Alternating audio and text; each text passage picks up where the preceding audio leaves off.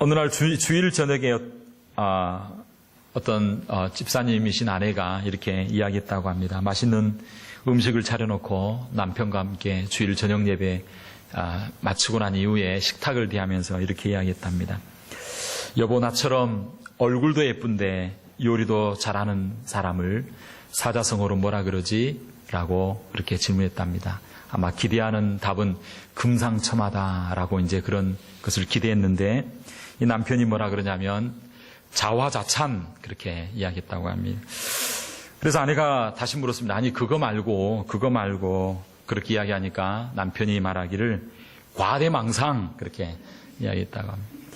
그래서 은근히 좀 화가 났지만 그래도 교회 집사님이기 때문에 화는 내지 못하고, 아니 금자로 시작하는 말인데 그게 무슨 말이냐고, 그러니까 아내가 그렇게 다그치니까 남편이 하는 말이 금시초문 그렇게 이야기했다고 합니다.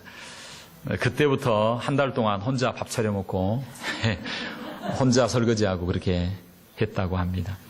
사실 수고하고 있을 때에 인정해주고 받아주고 하는 것이 참 중요하죠. 그러나 우리가 보통 인정해주고 받아주기보다는 거절하고 또 상처를 주고 하는 것을 참 많이 봅니다.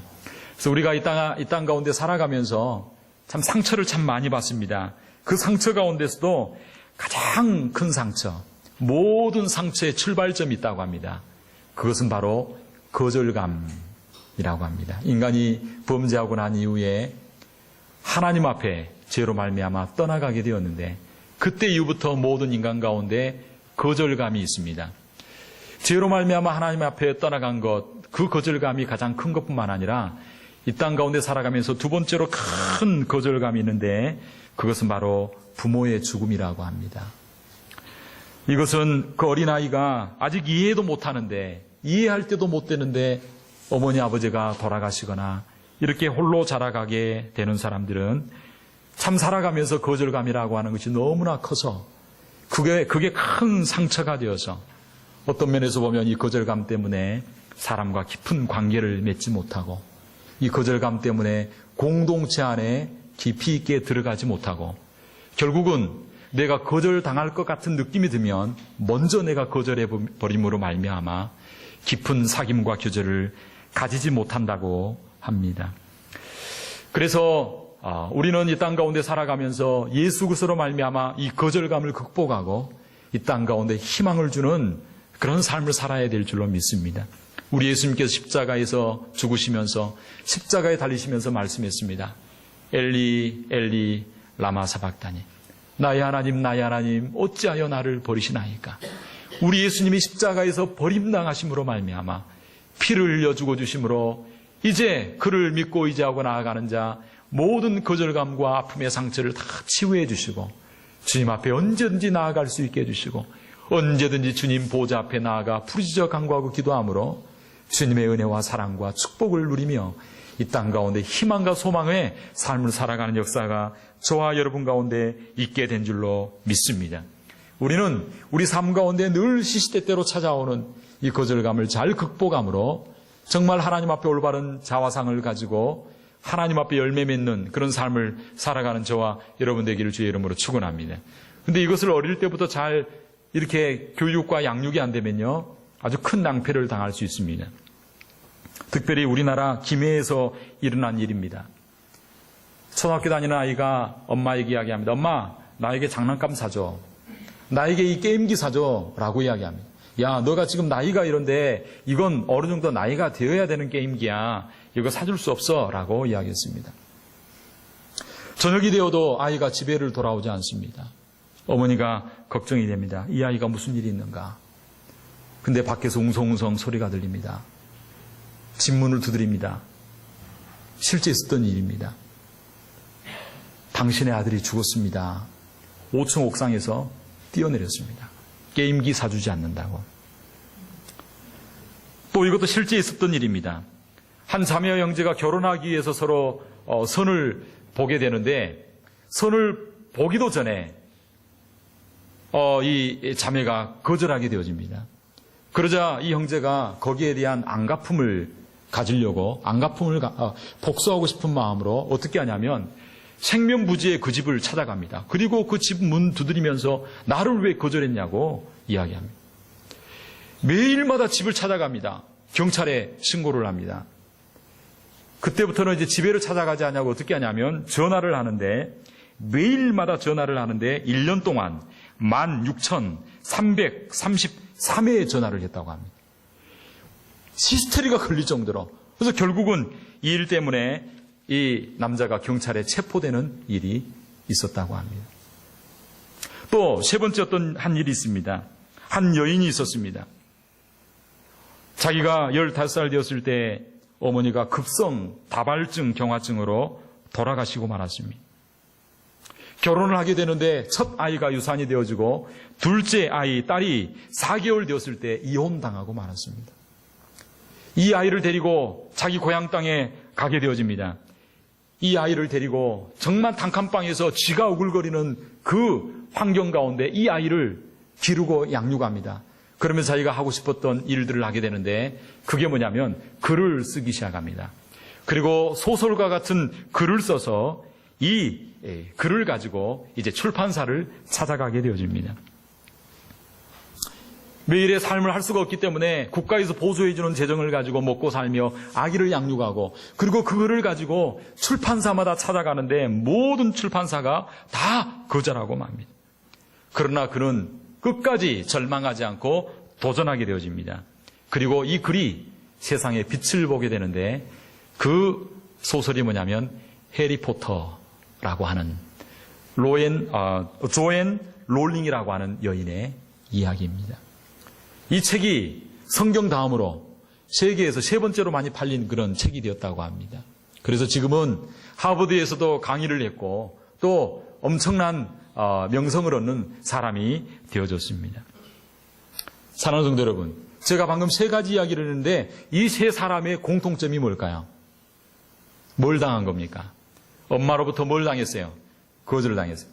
여자친구로부터 뭘 당했어요? 거절을 당했어요. 남편으로부터 뭘 당했어요? 거절을 당했어요. 출판사로부터 어떻게 됐어요? 거절을 당했습니다. 거절을 당할 때가 있습니다. 살아가다 보면 내가 소원하는 바가 있는데 거절합니다. 그때 우리가 어떻게 그 거절에 대해서 처신하느냐 행동하느냐에 따라 우리의 삶이 달라지게 되어지는 것입니다. 거절을 당할 때 느끼는 행동하는 세 가지 행동이 있다고 합니다. 첫째는요, 감정적으로 처리해야 합니다. 감정적으로 이 첫째 낳았던 아이는 자살하고 맙니다. 둘째 아이는, 이 둘째 사람은 복수를 합니다. 감정적으로 대응하면요, 자신도 망치고 다른 사람도 망치는 결과를 가져오게 됩니다. 두 번째 자세는 뭐냐면 이성적으로 처리를 합니다. 그럼에도 불구하고 차분하게 이성적으로 생각을 해서 어떻게 해야 될까? 끝까지 포기하지 않고 이렇게 도전하고 나아가는 사람이 있습니다. 조앤 롤링과 같은 사람입니다. 이런 자세도 굉장히 좋은 자세입니다. 그러나 그보다 더 좋고 더 아름다운 자세가 있습니다. 나에게 거절감이 다가올 때, 거절을 당할 때 어떻게 처신해야 되는가? 세 번째 처신의 방법은 바로 성경이 우리에게 제시하는 방법입니다. 그것은 바로 따라합시다. 믿음으로 대응하는 것입니다. 바로 믿음의 방법으로, 믿음으로 대응하는 것입니다. 우리가 거절당했을 때 어떻게 이 문제를 풀어가야 되는가? 우리는 믿음의 사람으로서 신앙적으로 이것을 풀어나갈 수 있어야 될 것입니다. 오늘 성경에 보면 하나님 앞에 거절당하고 거절당한 삶을 살았는데 어떻게 아름답게 그것을 극복한 한 사람의 모습을 우리는 볼 수가 있습니다. 그 사람은 누구일까요? 다윗입니다. 성은 다시고 이름은 윗. 다윗. 이 사람은요, 특별히 왕이 되는 그렇게 기름을 부음 받았습니다. 그러나 왕이 되고자 사무엘에 의해서 기름 부음을 받았음에도 불구하고 사울에 의하여 거절당하고 15년 이상 도망 다니면서 15년 동안이나 쫓기는 인생의 삶을 살게 되죠. 사울에 의해서 거절당합니다. 오히려 죽임당하는 그런 위협 가운데 있습니다. 그러나 그럼에도 불구하고 다윗은 한 번도 감정적으로 거기에 대해서 반응하지 않습니다. 사울을 죽이겠다고 생각하지 않습니다. 복수를 꿈꾸지 않습니다. 죽을 기회가 많이 있었음에도 불구하고 다 그것을 믿음으로 극복해 나가는 것을 볼 수 있습니다. 오늘 읽었던 본문에도 보면 사울에 의해서 거절당할 뿐만 아니라 하나님에 의해서 거절당합니다. 이제 천신만고 끝에 왕이 되었습니다.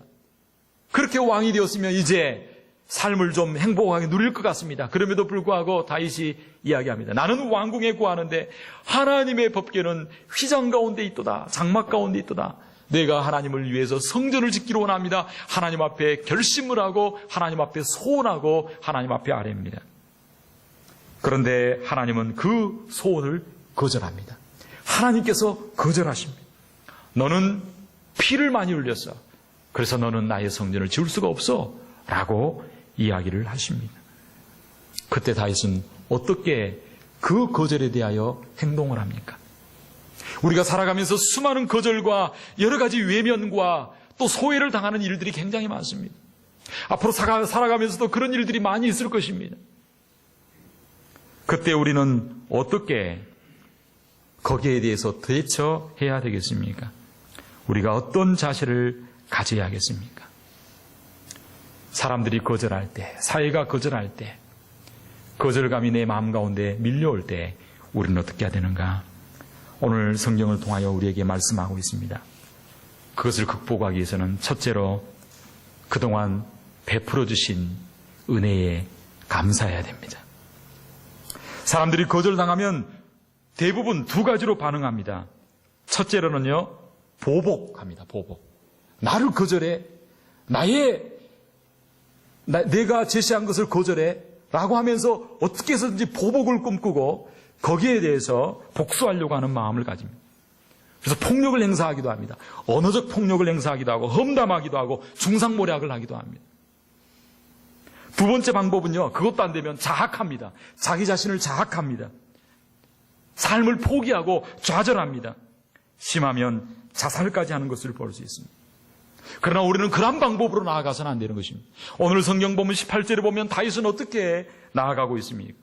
다윗 왕이 여호와 앞에 들어가 앉아 가로되 주 여호와여 나는 누구오며 내 집은 무엇이 가운데 나로 따라합시다. 나로 이에 이르게 하셨나이까. 내가 무엇이 가운데 나로 이에 이르게 하셨나이까. 다윗은 나를 거절한 하나님에 대하여 묵상하지 않습니다. 지금 내가 거절당하는 것을 문제 삼지 않습니다. 다윗은 과거 하나님께서 베풀어 주신 그 은혜를 생각하며 감사하고 있는 것을 봅니다. 우리가 하나님 앞에 감사한 만큼 우리의 삶이 풍요로워지고 감사한 만큼 우리 삶 가운데 주님의 평강과 은혜가 임하게 될 줄로 믿습니다. 다윗은 결심합니다. 하나님 앞에 감사하기로 결심합니다. 여기까지 인도하신 하나님, 나에게 여기까지 이르게 하신, 이에 이르게 하신 하나님께 하나님 앞에 감사함으로 나아가는 것을 봅니다. 사실 다윗은 왕이 될 만한 사람이 아니었습니다. 다윗의 집안은요, 가난한 집안이었습니다. 그리고 가정 가운데서 다윗은 8번째, 형들이 7명이나 있고 8번째 막내 아들이었습니다. 사실 아버지에게도 인정받지 않는, 아들이 있는지 없는지 둘의 양이나 치는, 집안에서 가장 못나고 부모님에게도 인정받지 않냐고 부모님에게도 거절당한 그러한 사람이 바로 다윗이었습니다. 자격도 없고 조건이 되지도 않았던 다윗을 하나님께서는 이에 이르게 하셨나이다. 왕이 되게 하셨나이다. 사랑하는 성도 여러분, 우리가 어떠한 거절을 당할지라도 감정적으로 거기에 대해서 대응하지 아니하고 지금까지 인도하신 하나님의 은혜에 감사하며 감사함으로 하나님 앞에 나아갈 수 있는 저와 여러분 되기를 주의 이름으로 축원합니다. 남편이 때로는 속상하게 하고 아내가 속상하게 하더라도 이웃이 속상하게 하고 성도가 속상하게 하더라도 지금 당장의 그것보다도 과거에 하나님께서 얼마나 그분을 통해서 베풀어 주셨고 남편을 통해서 아내를 통해서 자녀를 통해서 가족을 통해서 형제자매를 통해서 베풀어 주신 은혜가 무엇인가 하나하나 꼽아보며 감사할 수 있어야 될 줄로 믿습니다. 지금 몸이 아파 몸이 건강하게 되는 소원이 이루어지지 않아도, 사업에, 자녀에게, 교회에 여러 가지 내가 바라던 것이 이루어지지 않는다고 할지라도 하나님이 영원히 거절하시지는 않을 것이다. 하나님께서 앞으로 우리의 삶을 어떻게 인도할지 우리는 알 수 없다. 그 하나님을 바라보면서 지금까지 베풀으신 하나님의 은혜에 감사하게 될 때에 우리는 오늘 내 삶 가운데 다가오는 거절과 그 거절로 말미암은 상처를 넉넉하게 이겨나가게 될 줄로 믿습니다. 둘째로 우리는 어떻게 우리 가운데 다가오는 이 거절을 극복하고 믿음으로 승리하는 삶을 살 수 있겠습니까? 그렇게 하려면 둘째로 하나님의 주권을 믿음으로 원망하지 않아야 될 줄로 믿습니다. 거절을 당하면 사람들은 쉽게 원망합니다. 누구누구를 원망합니다. 사회를 원망합니다. 시대를 원망합니다. 그러나 우리 믿음의 사람들은 원망하는 것이 아니라, 그러나 그 어려운 환경과 그 거절당한 그 환경 가운데서도 하나님께서 내 인생을 붙잡고 계시다. 하나님께서 나를 붙들고 계시다. 하나님께서 나를 인도하고 계신다라고 하는 그 사실을 기억하고, 하나님께서 역사의 모든 주권을 가지고 계시고 하나님이 내 인생의 모든 일을 주관하셔서 이끄신다라고 하는 하나님의 주권에 대한 믿음으로 원망하지 않고 오히려 축복할 수 있는 저와 여러분들이 되어야 될 줄로 믿습니다. 하나님께서 우리를 거절할 때가 있습니다. 아무리 기도해도 응답이 안 된 것처럼 보이고, 아무리 애쓰는데도 잘 안 될 때가 있습니다. 특별히 하나님께서 안 되라고 말할 때가 있습니다. 그때는요, 하나님의 뜻이 계셔서 그러는 것입니다. 우리를 위해서 그렇게 하시는 것입니다. 우리가 위태롭게 되지 않도록 하기 위해서 하나님께서 그렇게 해주시는 것입니다. 그래서 오늘 본문에 보면 그렇게 거절당했음에도 불구하고 다윗은 23절에 이렇게 고백하고 있습니다. 21절에 주의 말씀을 인하여 주의 뜻대로 이 모든 큰 일을 행하사 주의 종에게 알게 하셨나이다. 23절은 이렇게 말하고 있습니다. 땅의 어느 한 나라가 주의 백성 이스라엘과 같으리까 하나님이 가서 구속하사 자기 백성을 삼아 주의 명성을 내시며 저희를 위하여 큰 일을, 주의 땅을 위하여 두려운 일을 구속하신 백성 앞에서 행하셨사오니라고 말씀하고 있습니다. 거절함에도 불구하고 그 거절에도 하나님의 뜻이 있고, 그리고 나를 위하여 큰 일을 행하시고 나를 위하여 위대한 일을 행하시고자 하는 하나님의 넓은 섭리와 하나님의 손길과 주권이 있다라고 하는 것입니다. 사랑하는 성도 여러분, 혹시 하나님 앞에 거절당한 것이 있습니까?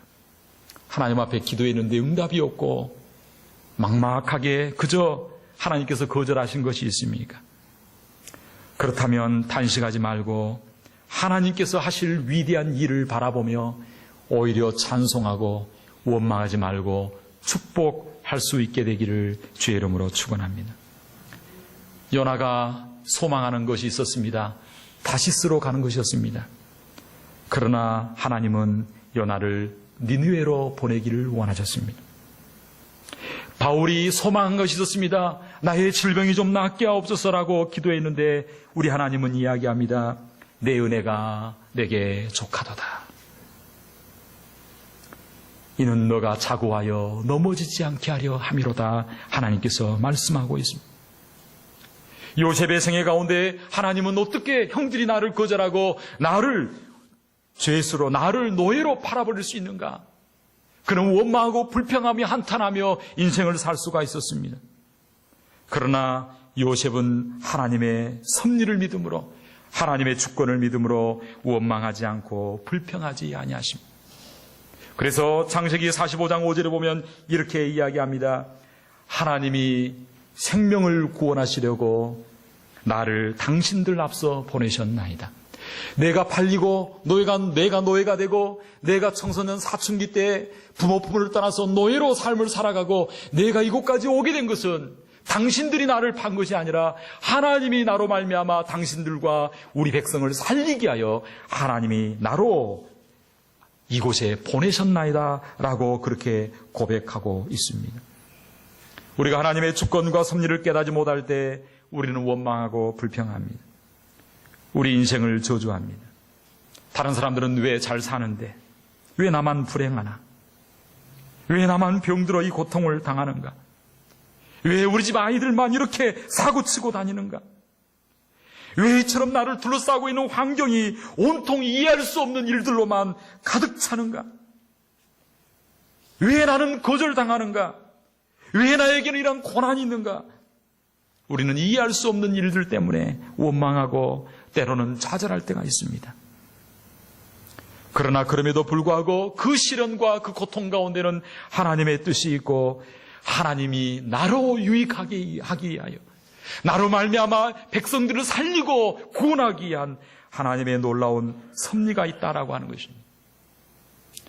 사랑하는 성도 여러분, 이 시간 내 인생은 하나님 손에 있고 하나님 주권 가운데 나를 붙들고 계시다는 사실을 기억함으로 그 하나님을 믿음으로 원망하지 아니하고 오히려 하나님 앞에 찬송할 수 있게 되기를 주의 이름으로 축원합니다.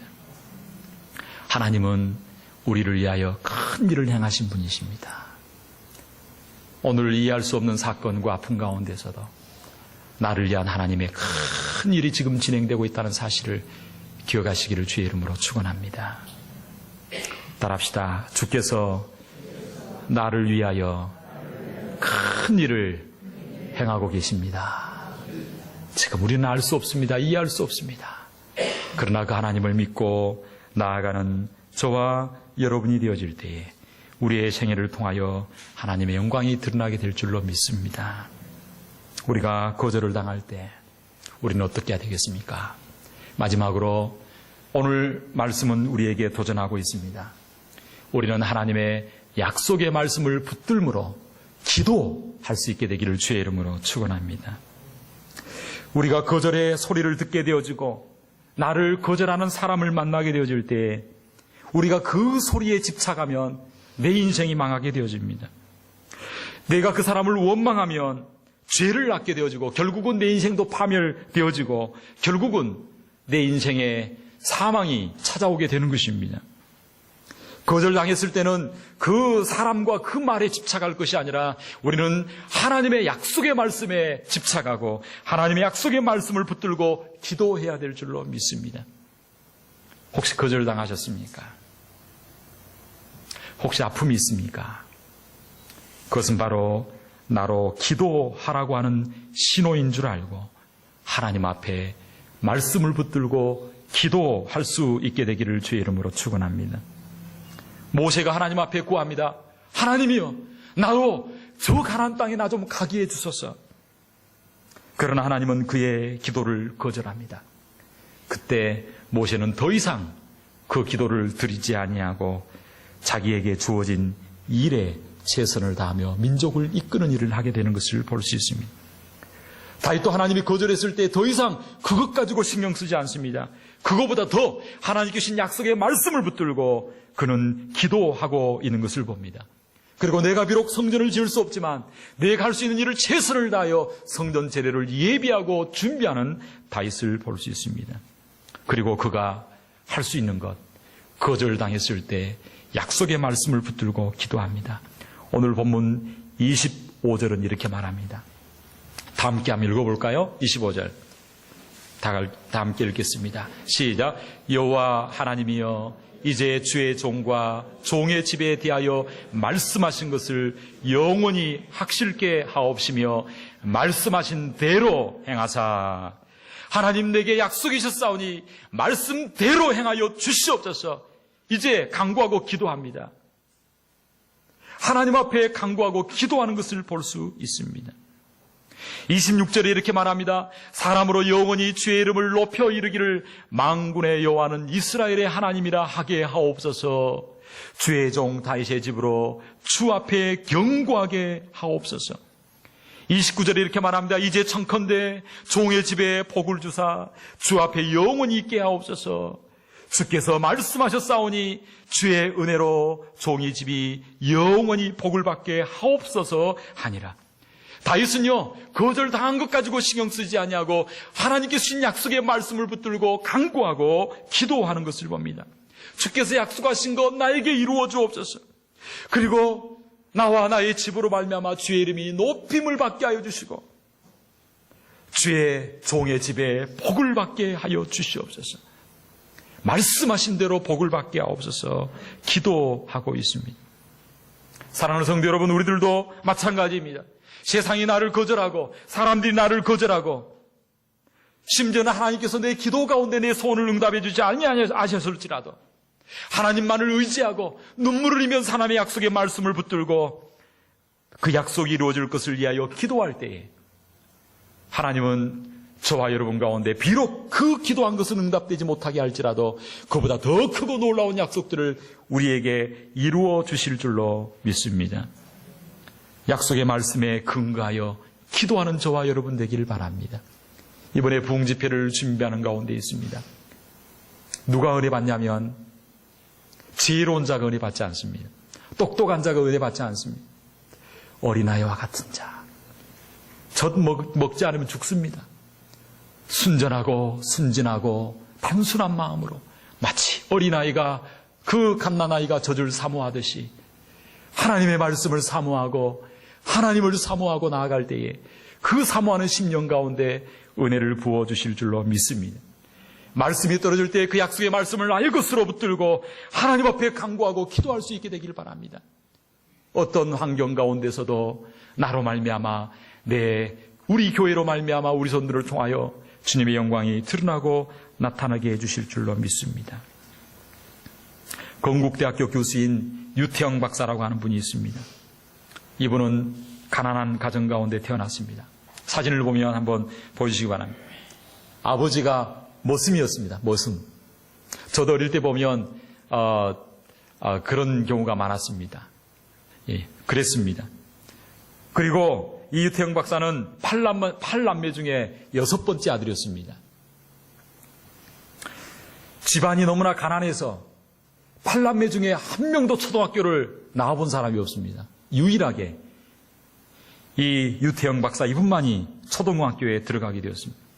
근데 너무나 감사하게도 초등학교 5학년 때 이 유태영 박사가 살고 있는 시골 마을에 뭐가 생기게 됐냐면 교회가 개척이 됩니다. 교회가 들어오게 되어집니다.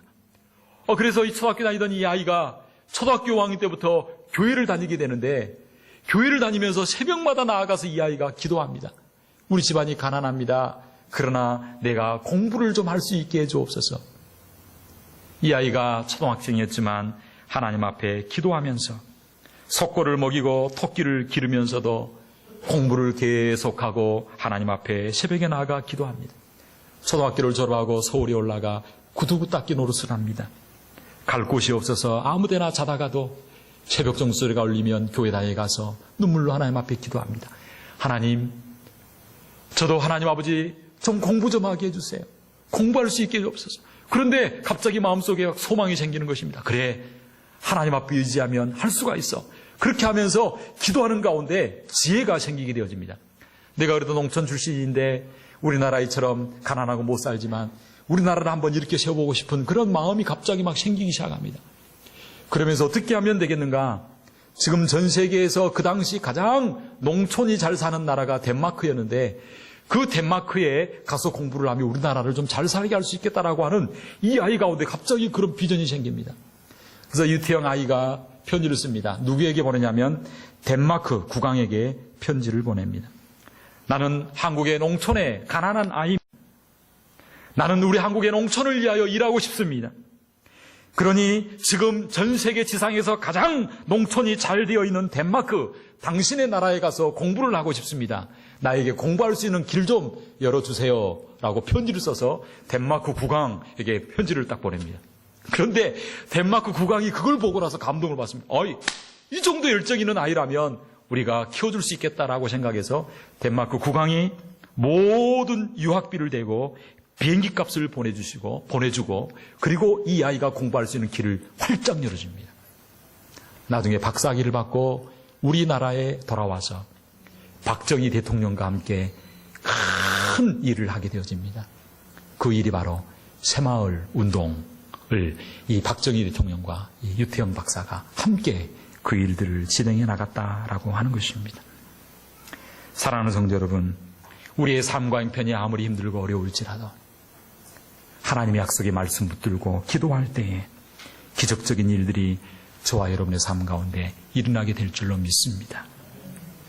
오늘도 수없이 다가오는 수많은 거절감들, 그것을 뛰어넘어 신앙적 믿음의 결단을 함으로 축복의 통로가 되는 저와 여러분의 삶이 되기를 주의 이름으로 축복합니다.